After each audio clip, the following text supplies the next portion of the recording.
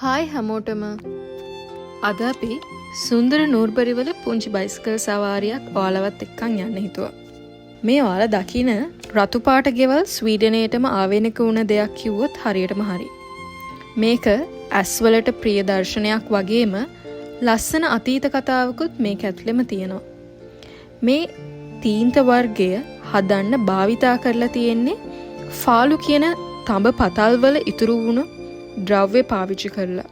ඒ නිසා මේ ගෙවල් වලට ෆාලු රෙඩ් හවුසස් කියලාත් කියනවා. මේ තීන්ත වර්ගය මුලින්ම ආලේප කරලා තියෙන්නේ ලාභදායී වගේම පහසුවෙන් හදාගන්න පුළුවන් වුණ නිසා කියලා කියනවා.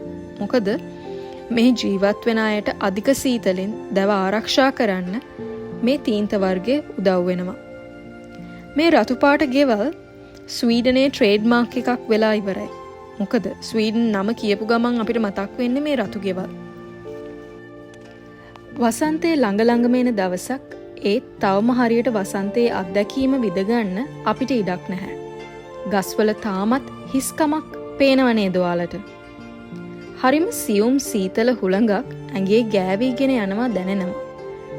ඒ වගේම ඒ සීතල මේ බයිස්කල් පදින එකට පණක් දෙනවා.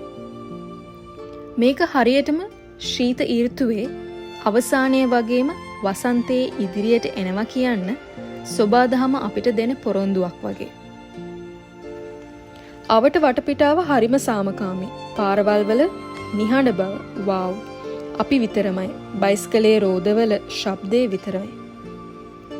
ඔයාලට දකින්න පුළුවන් විදිහටම හැම දෙයක්ම කොළ පාටට තාම හැරිලා නැහැ.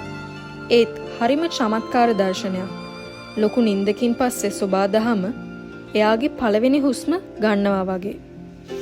මේ වගේ සංක්‍රාන්ති සමයකදී වුණ කොයිතරම් සුන්දර වෙන්න පුළුවන්ද, සංසුන් වෙන්න පුළුවන්ද කියලා සෝබාදහම අපිට ආදරෙන් මතක් කරලා දෙනවා. ඒ විතරක්ම නෙමෙයි, මේ ඇඟට දැනෙන මෘදු සුළඟ විශේෂයෙන්ම මතක් කරන්න ඕනේ නැවුම් වාතය, මගදිගේ ඇහෙන කුරුල්ලන්ගේ ශබ්ද අපිට සරල අවස්ථාවන් අගය කරන්න මතක් කරලා දෙනවා. ඉතින් කවදා හරි දවසක ඔයාලටත් අවුරුද්දේ මේ වගේ කාලයක නූර්බරි හරහා ගමනක් යන්නට අවස්ථාවක් ලැබෙන්න කියලා අපි ප්‍රාර්ථනා කරනවා. අපිත් එක්ක එකතු වෙලා ඉන්න. ඔයාලා හැමෝටම ගොඩක් ස්තුතියි. එහෙනම් තවත් ලස්සන අත්දැකීමකට ඔයාලව එකතු කරගන්නක සතුටින් ඉන්න.